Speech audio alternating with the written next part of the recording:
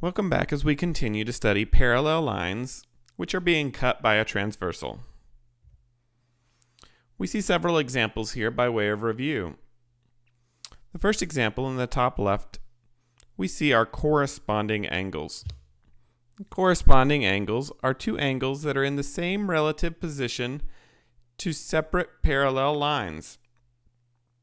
So we notice that both of them are on the right-hand side above a parallel line.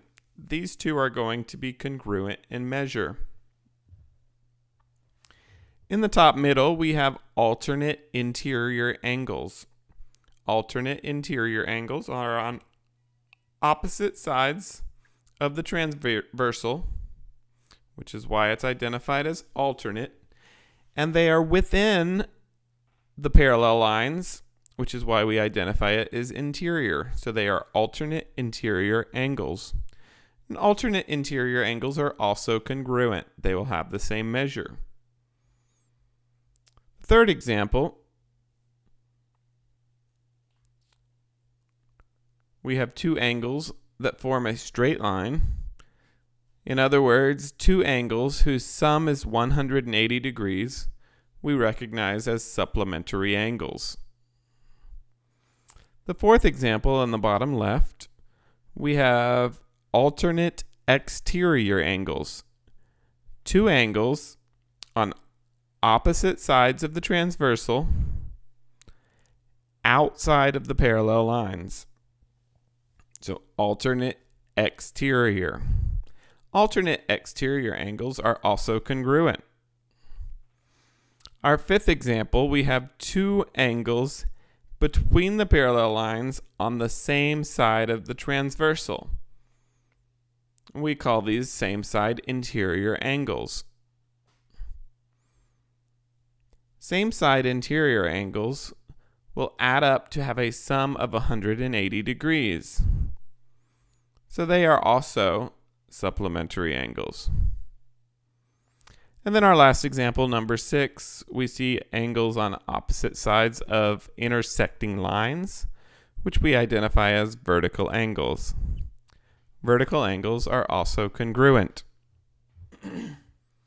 A couple of theorems and postulates we need to be familiar with. These would be beneficial to add to your notes and to make sure you take some time to memorize what they state. There's a couple of symbols in here, so you'll want to pay attention as I read the statement to what the symbols mean. Corresponding angles postulate. Parallel lines cut by transversals form congruent corresponding angles. Alternate interior angles theorem. Parallel lines cut by transversals form congruent alternate interior angles. Alternate exterior angles theorem. Parallel lines cut by transversals form congruent alternate exterior angles. Same side interior angles theorem. Parallel lines cut by transversals form same side angles that are supplementary.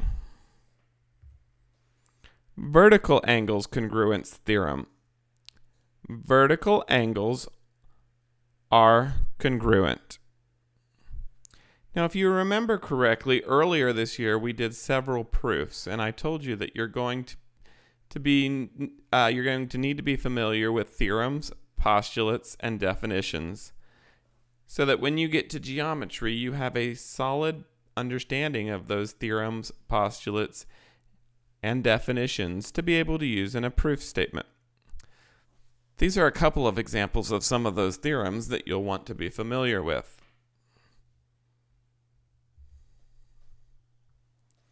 So again, we can name the angle relationships.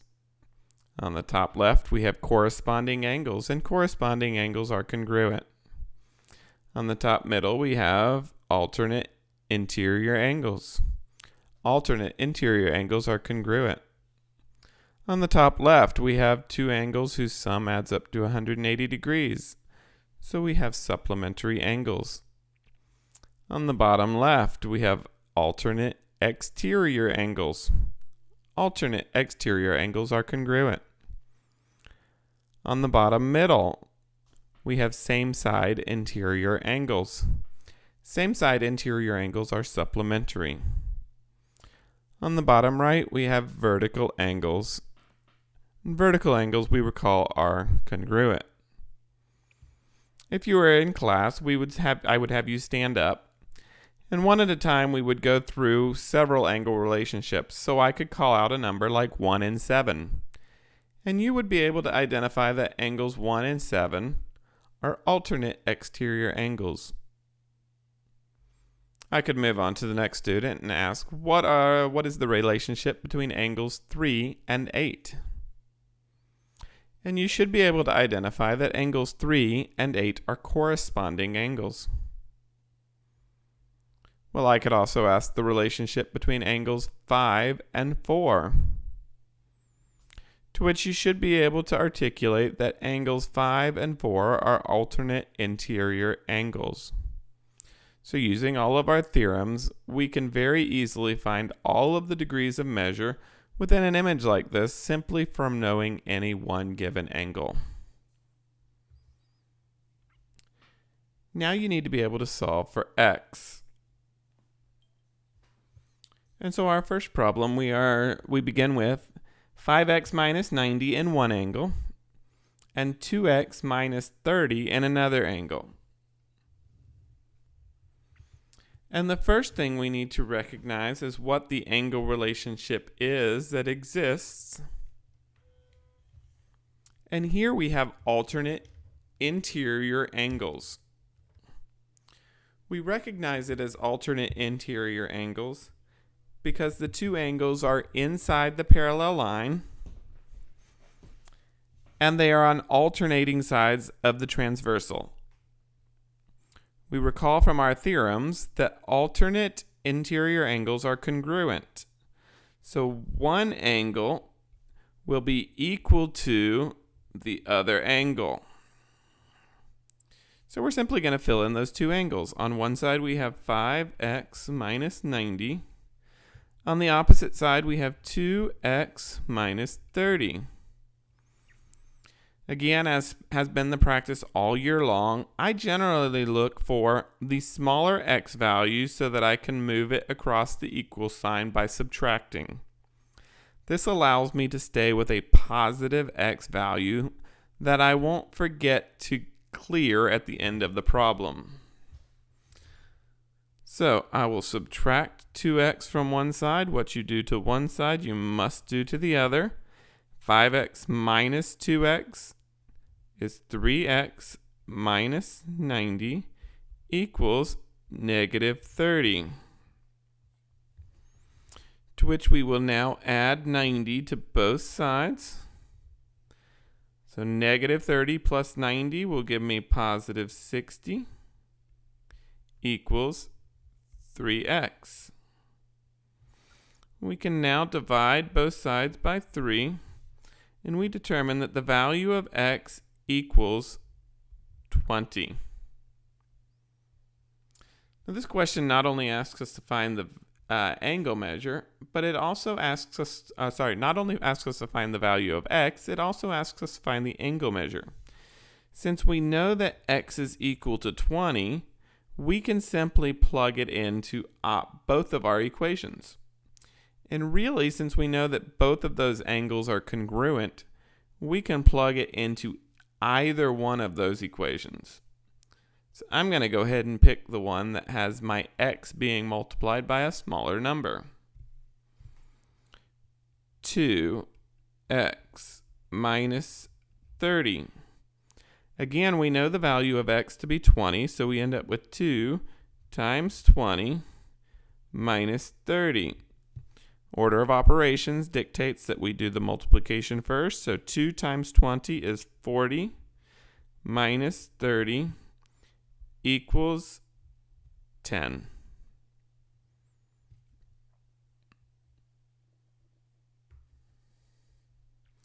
We can now move on to our next problem. Here we see that we have, again, parallel lines cut by a transversal with 12x on one side and 6x on the other side of that transversal. And the two angles that are identified form a straight line, which means they're going to have a sum of 180 degrees, which would make them supplementary. And we know that all supplementary angles add up to 180 degrees, so we can simply add 12x plus 6x equals 180 degrees. 12x plus 6x now, combining our like terms, is 18x equals 180 degrees, to which we can divide both sides by 18, and we will find out that x is equal to 10. Again, our focus was to identify the angle measures. So since 6 times 10 is 60, we know that this angle over here is 60 degrees. And since 12 times 10 is 120, we know that this angle is 120 degrees. Now our final example.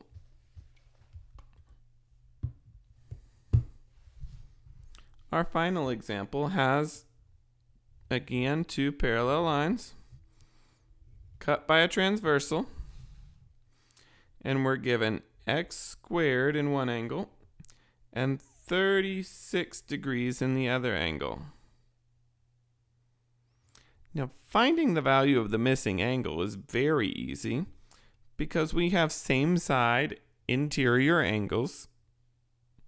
And so same side interior angles are supplementary given, we know this from our postulate.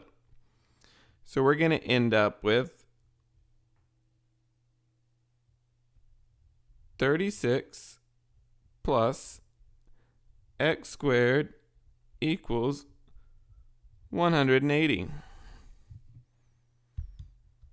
Now we could certainly jump straight to knowing the value of that missing angle by subtracting 36 from 180. And so our missing angle where x squared is sitting is going to be 144 degrees. But we also need to figure out the value of x, so we're going to finish solving that equation that we set up down below. So again, we subtract 36 from both sides. X squared is equal to 144. And by now, you should know all of your square roots very well. So if we take the square root of x squared, we are left with x all by itself. What you do to one side, you must do to the other. So the square root of 144 is 12. So we now know that x is equal to 12. The missing angle where x squared sits is 144 degrees.